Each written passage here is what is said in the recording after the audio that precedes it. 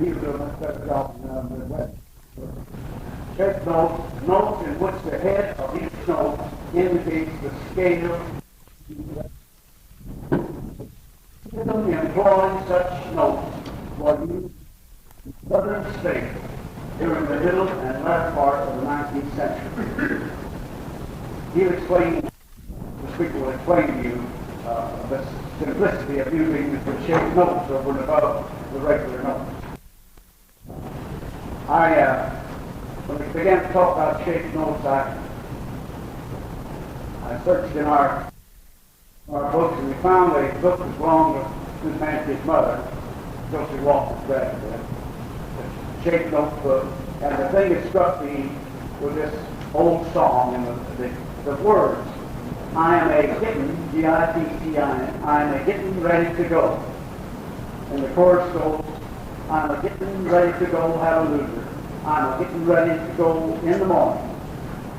Then I'll take my stand with the angel band.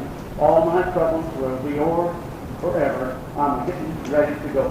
And that's G-I-T-T-I-N. That's just so old, you know. Now, I've talked to Emmett Adams and Gordon McCann, and the speaker met at our house one evening to sort of arrange his program. And I was talking with Emmett about lining the hymn. Now, Emmett, is that the right word on you? Think what? Yeah. Did anybody ever hear of that, lining the hymn? You know what I'm talking about? Well, if I remember right, I've attended a few of those services, and either because some of the people couldn't read or because they didn't have enough books, the song leader or the minister would read the first line of the verse to be sung and give the key to sing it in, and then he would read a line and sing along. Is that right, Emmett? And you told me someone used to do that. One of the halls, what? Ben Hall, yeah. Over at Hercules, I think, yeah. So that was, then I don't remember so well the Johnny Spears. I've told about that so many times. The old minister that walked over the country and visited the schools and all, and he would, as he went down the road, he would stop at people's homes and he'd say, we're going to be meeting tonight at the schoolhouse, at the church house, at early candlelight. Now, I want to introduce our speaker, and so we go right along with the program. Our speaker is J. Armstrong, who sits over here, and he was born and reared in Polk County, Missouri.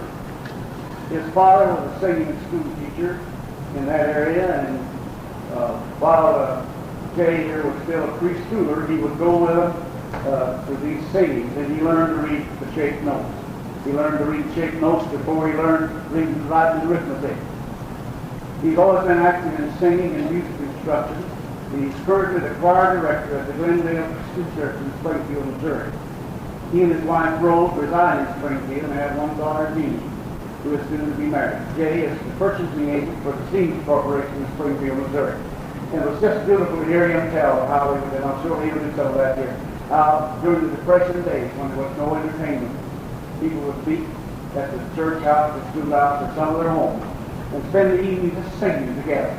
Now, without further ado, I want to present Jay Armstrong, who will talk to you about shaped notes.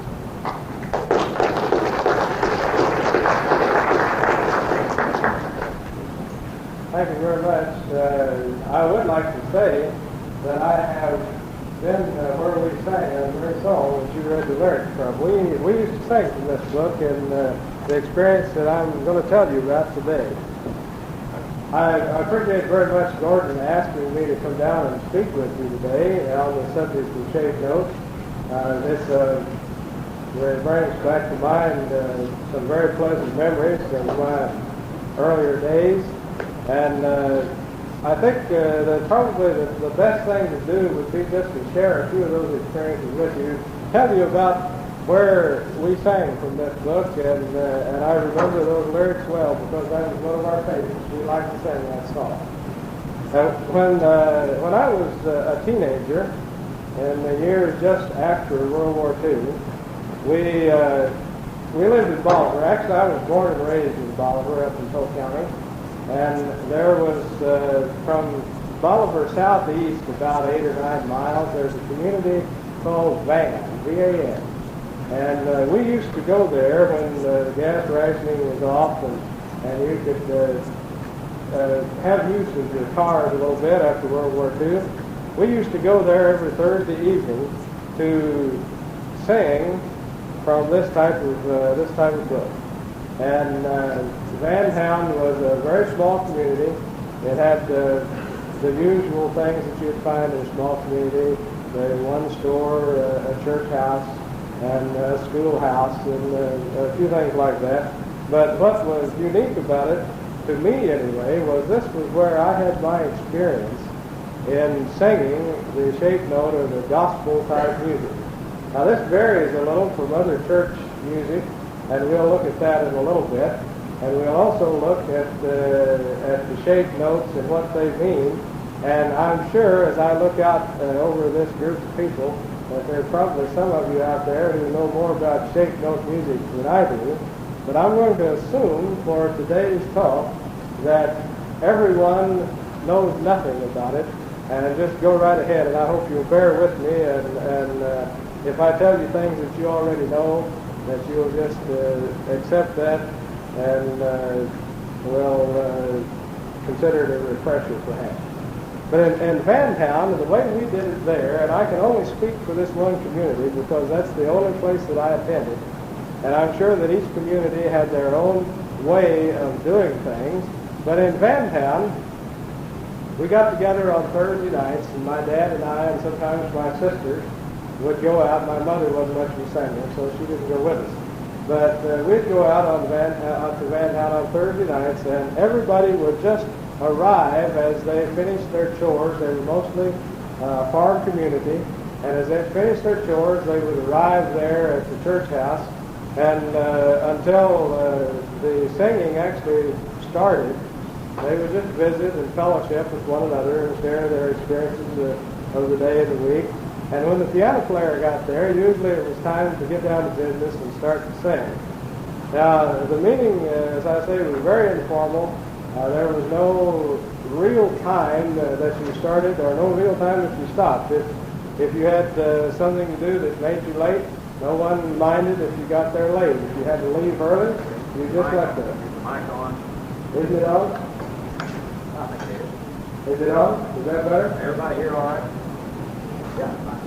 Okay. If you needed to leave early, you just left early. And as a general rule, there was the number that gathered on Thursday night would probably number up to 35 or 40 people. And this was a participation type service. Everyone that came to sing. And we had, well, I'll take that back. The little babies didn't come to sing, but we came there to sing, and it was a family participation thing, and the age spread in this group of singers would go from very small children, those just large enough to really have the desire, up to some people who were getting well on up in years. And by far, or without any contest, the oldest man that was ever there was a fellow we called Uncle Charlie Harrelson. Now, Uncle Charlie was not my uncle, but he was everybody's uncle. Everybody called him Uncle Charlie. And Uncle Charlie was probably somewhere in his 90s, or close to his 90s. And he came just about every time he was there.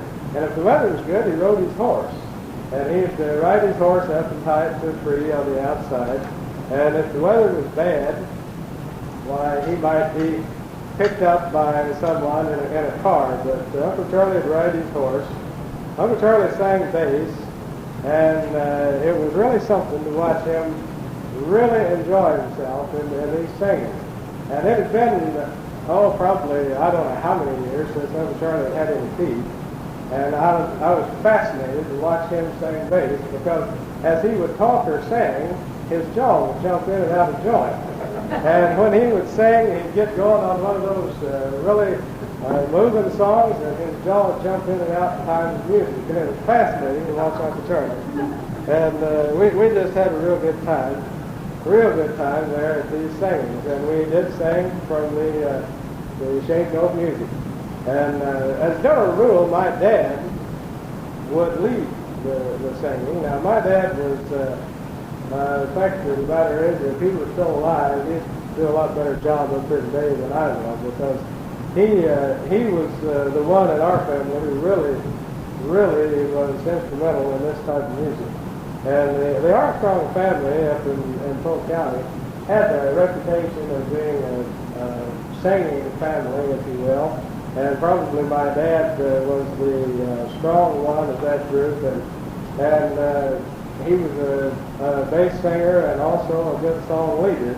So generally the leading of the songs fell to him. Now, this is a different type of leading than we think of today in our choir directing, because in the choir directing, the choir master or the director has control, and everyone does it his way, the way the director wants it, and it's done like that. The leader was more like the worship leaders that we have. He would just get everybody started at the same time, and boy, away we'd go, and we'd sing.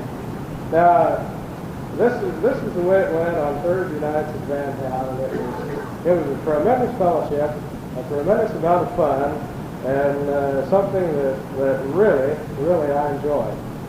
And as was mentioned earlier, my dad, in the Depression years, did teach singing schools, and went to the communities around in Polk County and in areas that was close enough to drive, and taught them the principles of singing shape note music.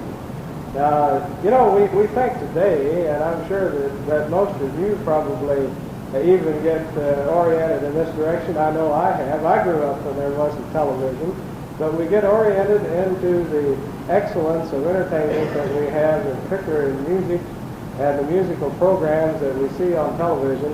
And it's difficult for us to imagine back in the 1800s and in the early 1900s when this media of entertainment was not available. And particularly in the Depression years, when the theater was not available to most people due to the economic situation, and they had to make their own entertainment.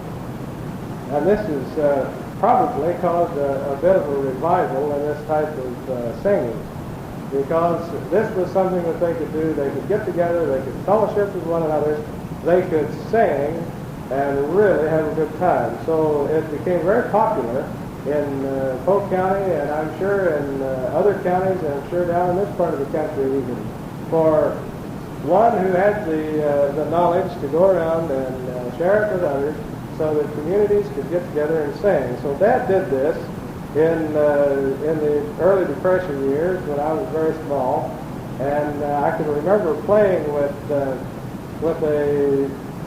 a wire thing. It was bent into shape, and it would hold 5 pieces of chalk. And you could go over to the blackboard, and with the chalk in each one of those, and you could go one time across and make a music score across the blackboard. And Dad carried his own blackboard and his chalk liner, and he would go out to the community churches and teach them the basic fundamentals of shape note music. Now, just for a brief history of shape note music, we might look at how it actually got started. Back in about the 1800s, in the very early 1800s, there was a movement started, and it was officially named character notation. And that, by the way, is the proper name for shape note music, is character notation. Character notation started with only 4 notes of the scale that had its unique shape and its unique name. And this was fa, sol, la, and mi. And what they would do when they'd get so far into the scale, they would repeat. And it was fa, sol, la, mi. And this was a little confusing, but not too bad. But as the years went along in the first half of 1800, they began to try to simplify this to where it could be better understood and a little easier to work with. And there were a number of different forms and different characters that came into being. Some of them were very pretty. They would look a little funny on a sheet of music, I would imagine, but they were very pretty. Some of them looked like birds flying and all this sort of thing. But the finalization, the one that became the standard of the character notation and the shape notes, was a system that was introduced in 1846 by a Pennsylvania singing schoolmaster whose name was Jesse B. Aiken. And I think that's right. A-I-K-I-N was his name anyway. And he brought out a songbook with his character notations as we are familiar with them today. And the system that he had then became standardized. And the popularity of it very rapidly grew down through the mountain region and on down the Ohio Valley and into to the regions of Tennessee and Kentucky and on over into the Ozarks. And it was a very expedient method of singing for the rural people who had not had the advantage of music taught in schools. And this is another thing that we find in particularly in the early 30s and before then, was that music was not taught widespread in schools as it is today. And even at best, it would be an elective subject, and only those who were keenly interested in music would take the courses that would give them fundamentals of music so that they might understand the keys and the various things that there are about music. Now, I've prepared some charts here.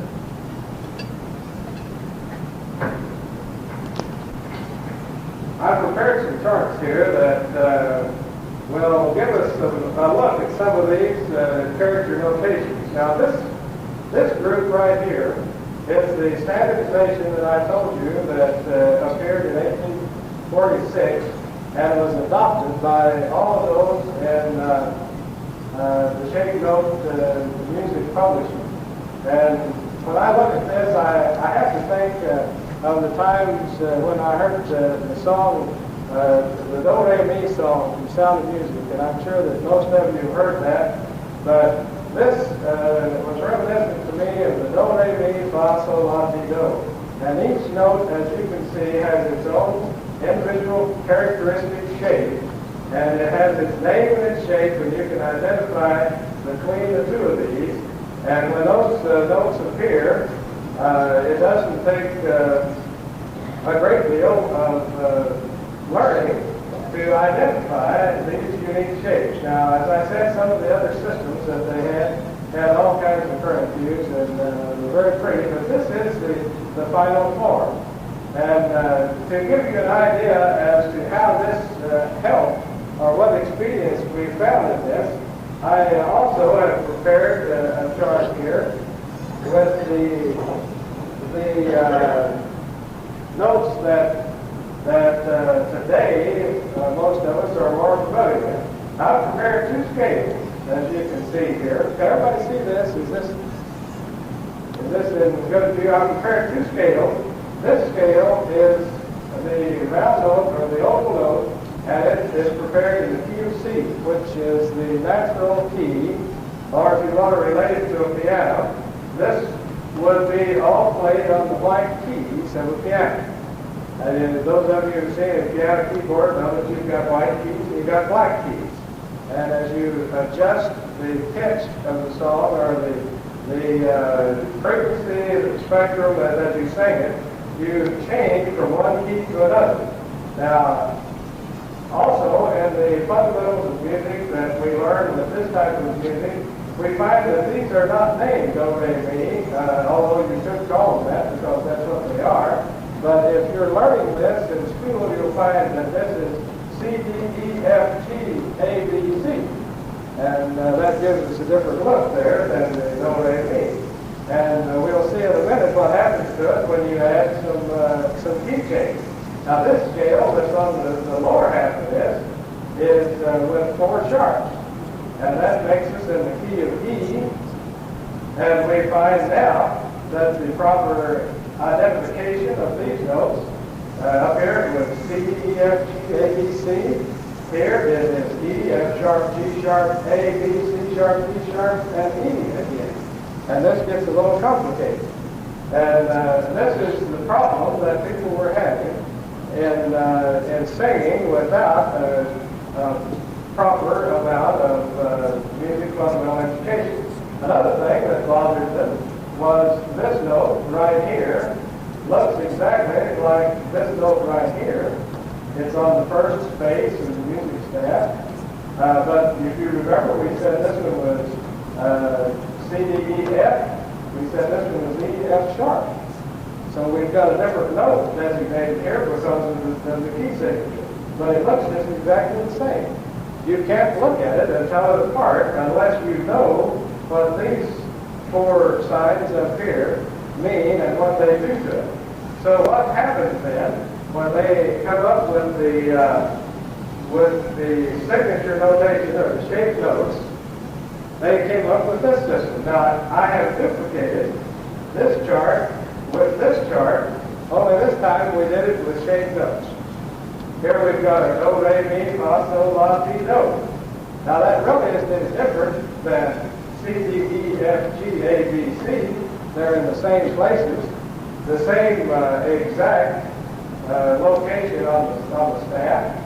The C scale is exactly the same. The only difference is that once you have studied from someone like my father the basic relationship between do and re and mi and fa and so on up the scale, then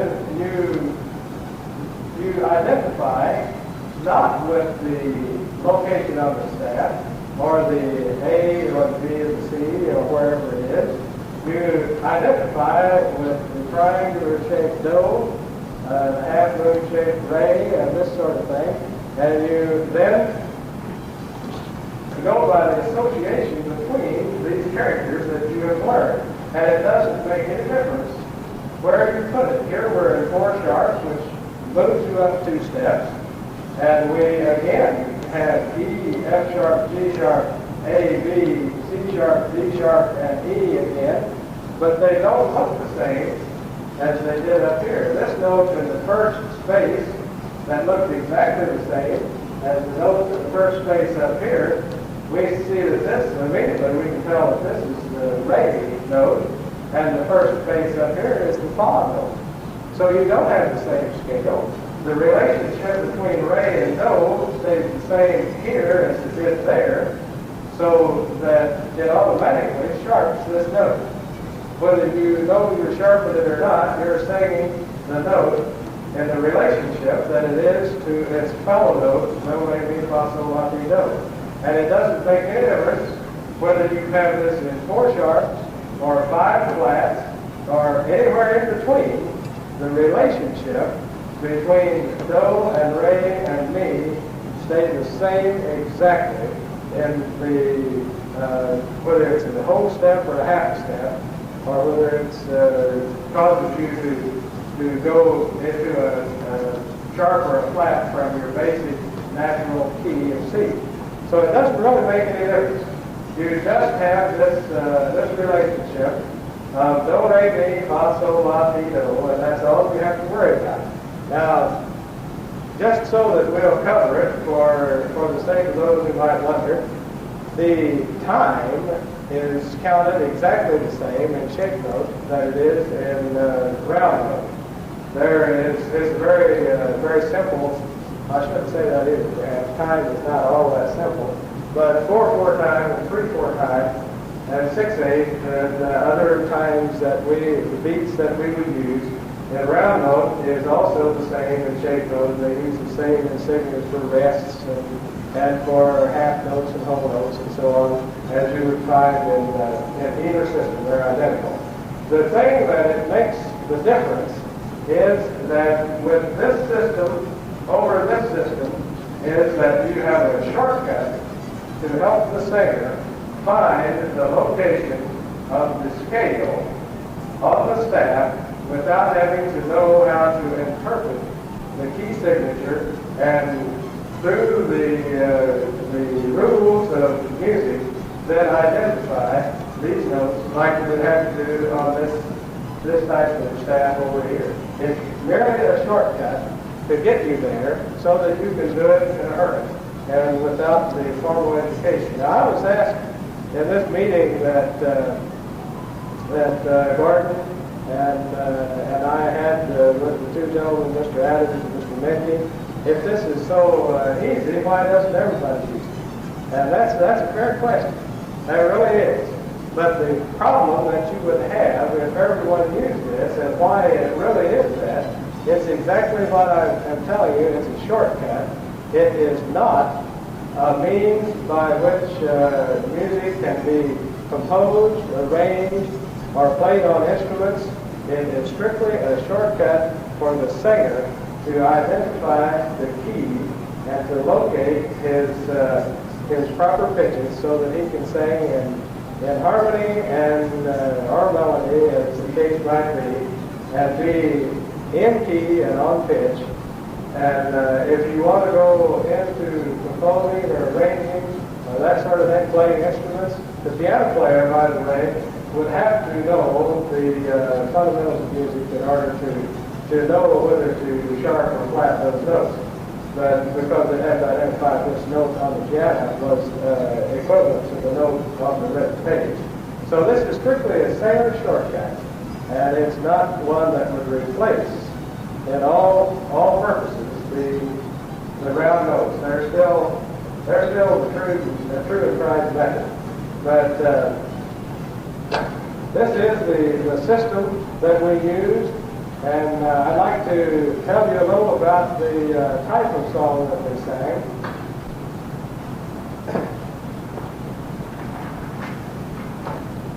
If you'll look in your program, you'll find over in the back pages there are some songs there that are written in shaped notes. Now, the first one, I believe it's first in the program, it's the one that's numbered number 100 anyway. If you'll look at that song and look down directly under the title, it says copyright 1949 by Stamps Quartet Music Company Incorporated.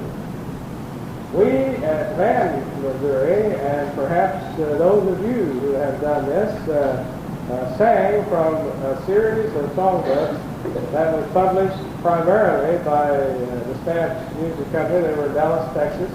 There were other companies who wrote this same type of music and published it, but the Stamps Quartet had a radio show which we listened to in our house every morning. And Virgil Stamps was a very redounding bass and could do all of these things that would just thrill your hearts. And they sang all the songs, and then they made them available in the form of these little songbooks like you see here. And I don't know if this is one of theirs or not. No, this one came out of Hartford, Arkansas, the Hartford Music Company. But it is one of the same type. But these songs were typifying the era in which they were popular. First of all, in the Depression ages, the years of Depression, in the war years, and in the years immediately following the war. And these were all happy songs. These were songs about the glory of our great God, and songs of the glory of heaven, and the desire and expectations of going to heaven and who we were going to see. And as Mr. Menke pointed out a while ago, I'm getting ready to go. This is the type of song that we sang. And we, in preparing this program, put a sample in so that you might see what it looked like. And we had hoped that the quartet that was to be here would be able to sing a song perhaps like this, but they're not here, and I haven't visited with the trio that is here that's going to sing for us after a while. But Mrs. Gotsey has graciously consented to come and play this song for us. So just on the piano, so that you can hear the type of harmony that it was, and the type of tempo that we had. And I'd like to call your attention particularly to the last line down here. If you look on page 100, look at the last line and see where it says chorus down there. And notice that the bass line, it has a melody lead there, and the other three parts are singing an echo after-time beat. They sing a harmony that is on the offbeat, which is what we refer to as the after-time music. And this is a typical example of the after-time music that we sang. So if you would, we'll listen to her play. You want to start with that chorus? You can play whatever you want to.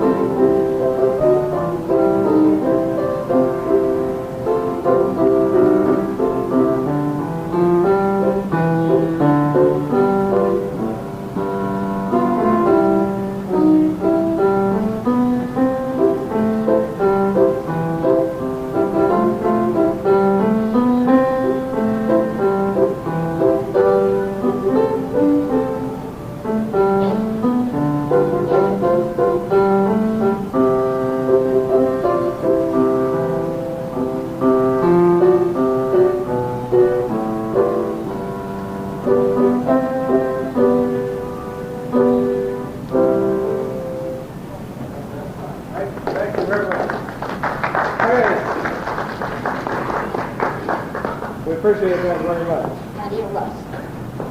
Okay, now you can see that that's not the type of song that you normally sing on Sunday morning at church, but those songs are tremendously fun to sing. And we really enjoyed them, but we had to learn to sing those songs because every time we'd get through to where we could sing the songs in the songbook like this, they come out with a new songbook, and we had to order new songbooks. And when it was available, we had to bring it in and learn all those songs. And the way we did it, and again, I can only speak for the community and band, but the way we did it, we sang on Thursday nights as a favorites type of thing, and obviously we sang the ones that were the most fun. So the ones that we liked the best. But we would get a new book when it come out. And then this would get us into another area of shape note singing. Now you don't learn to sing songs with the round notes by singing C, D, E, F, G, but we did learn to sing songs in the shape notes by singing Do, Re, Mi. And if you think something isn't fun, you get a brand new songbook, and with songs like this that all go at a pretty good tempo, and everybody's singing a different part. And you have the sopranos singing do, and the altos singing mi, and the tenors singing sol, and the basses singing do, and then they all change as you go across. And this is what we call singing notes. And we used to do a lot of note singing in band. And when we had sufficiently learned the song, then we progress on the words. And I understand, I never did sing with anyone like this, but I understand that there are groups who just sing the notes. And they sang what is referred to as note singing. And this is what we mean when they sang notes. They would never sing the words of the song. They would just sing the do, re, mi. That's all they needed. They went for the harmony and the melodies.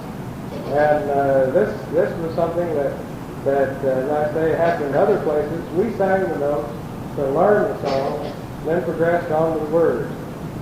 We had one or two other things that I'd like to tell you about that we did in the ranch community. We would sing till everybody got tired, and there were always some of us that were more robust than others. And when everybody got tired and wanted to take a breather, then those of us, my dad, myself, and my Uncle Lee, and a fellow named Noble Neal, was General Rule, would sing quartets while they were resting. And this was something that I thought was a lot of fun. We would start out with one of these songs, and we always found one that had 4 verses to sing the quartet, and we would start, and after each verse we would trade parts, and we'd wind up, by the time you had finished all 4 verses, each singer had sung 1 verse in each part. And I'm not much of a bass, and our Noble Neal wasn't much of the first tenor, but we used to do pretty good and had a lot of fun at that. And then sometimes others would sing duets or or mixed quartets or whatever. So we kind of mixed it up, and it was just a night of fellowship and fun. And every fifth Sunday, then at another community over in the north part of Polk County called Polktown, they used to go there every fifth Sunday, and they'd have an all-day thing. And every community that did as we did as band would all go to Polktown on the fifth Sunday, any month that had a fifth Sunday, and they would have lunch on the ground, and everybody would sing all day long.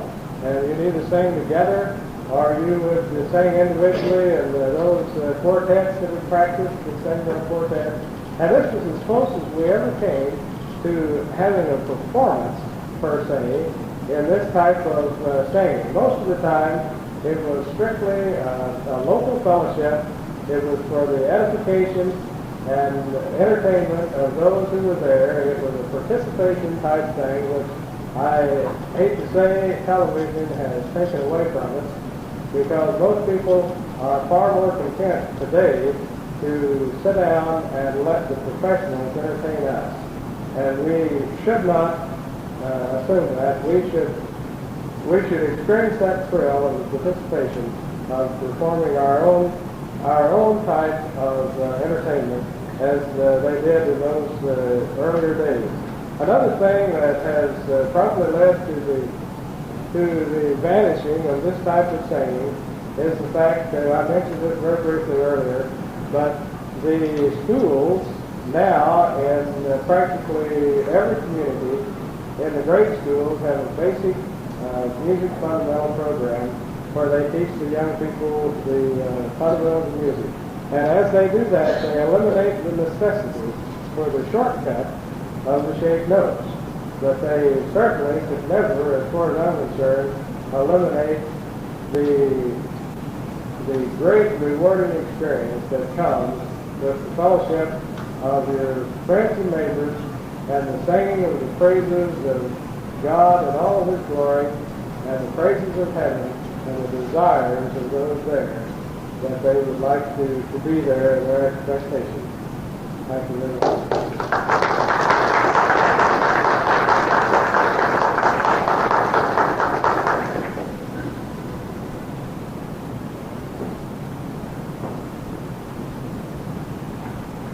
Thank you, Jay, for a job well done. Not only was it so instructive, but the fine spirit that you brought us as you made this presentation to us. We now come to the part of our program where we entertain with local singers.